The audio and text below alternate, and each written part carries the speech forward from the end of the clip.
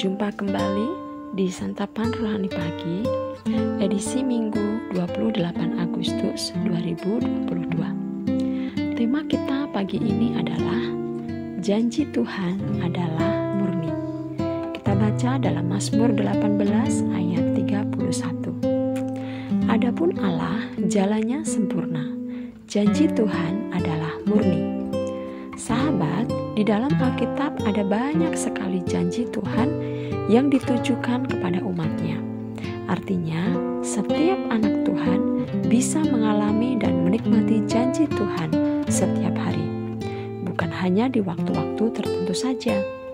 Sebab firman Tuhan berkata di dalam Ratapan 3 ayat 22 dan 23. Tak berkesudahan kasih setia Tuhan, tak habis-habisnya rahmat-Nya. Selalu baru tiap pagi, besar kesetiaanmu. Adalah rugi besar bila kita sudah mengikut Tuhan Yesus selama bertahun-tahun, tetapi kita tidak mengerti janji-janji Tuhan yang disediakan bagi kita. Adapun aspek dari janji Tuhan yang harus kita ketahui dan ini sangat penting adalah bahwa janji Tuhan itu adalah janji yang murni. Pemazmur di dalam Mazmur 12 ayat 7 berkata, janji Tuhan adalah janji yang murni, bagaikan perak yang teruji, 7 kali dimurnikan dalam dapur peleburan di tanah. Sahabat, jika kita memahami bahwa janji Tuhan adalah janji yang pasti, maka kita akan menjalani hari-hari kita dengan penuh ucapan syukur. Tidak akan menjadi orang Kristen yang cengeng, mudah kecewa, dan berputus asa. Apalagi sampai marah dan memberontak kepada Tuhan ketika janji tersebut belum digenapi dalam hidup kita. Sebab firman Tuhan berkata bahwa hidup orang percaya adalah hidup karena percaya, bukan karena melihat. Kita percaya bahwa Tuhan membuat segala sesuatu indah pada waktunya dan pasti menggenapi janjinya tepat pada waktunya.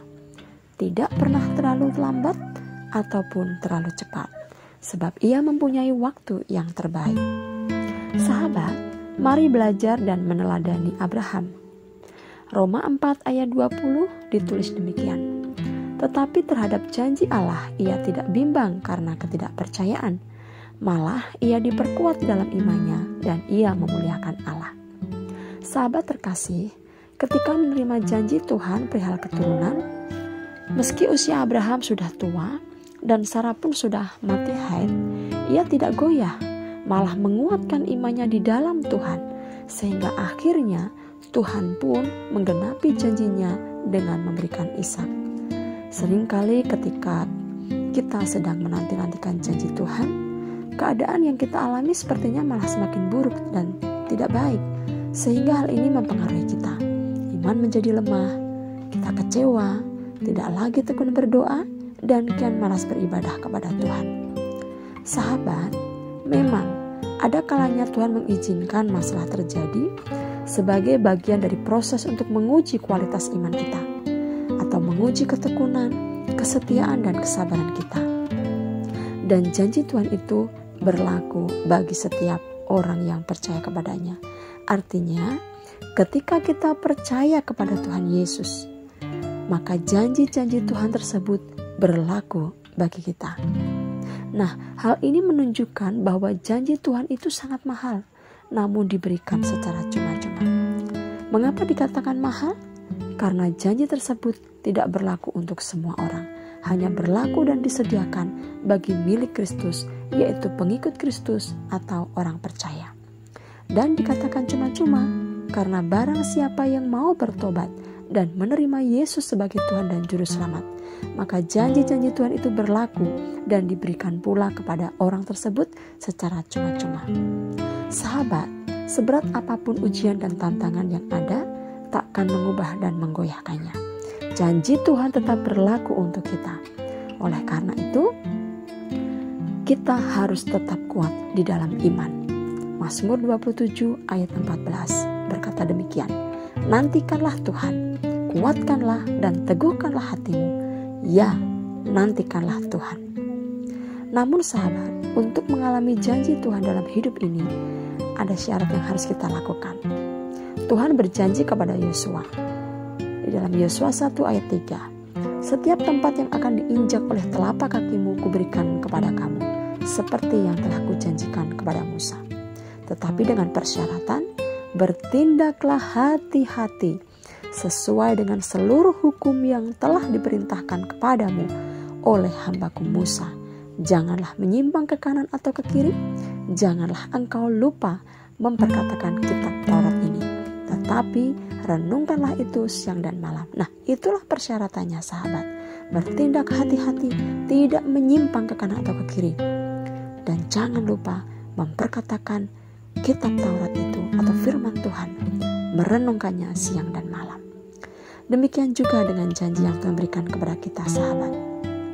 Tentu ada syaratnya, yaitu kita harus tinggal di dalam firman-Nya. Apa artinya? Kita harus taat melakukan firman Tuhan. Jangan hanya menuntut saja, tetapi lakukan apa yang menjadi tanggung jawab kita, apa yang menjadi bagian kita, apa yang menjadi kewajiban kita di hadapan Tuhan. Kerjakan itu, maka janji Tuhan pasti digenapi dalam hidup kita, dan tentunya sesuai dengan kehendak dan waktu Tuhan. Puji Tuhan sahabat, demikian renungan firman Tuhan kita pagi hari ini. Kiranya boleh mengubahkan hidup kita yang lemah menjadi kuat, karena ada janji Tuhan, janji yang murni itu yang kita harus pegang dan percayai bahwa pasti digenapi dalam hidup kita. Mari kita berdoa. Bapa yang baik, terima kasih. Kami sungguh bersyukur untuk setiap janji-janji-Mu yang Engkau berikan kepada setiap kami, orang-orang yang percaya kepadamu.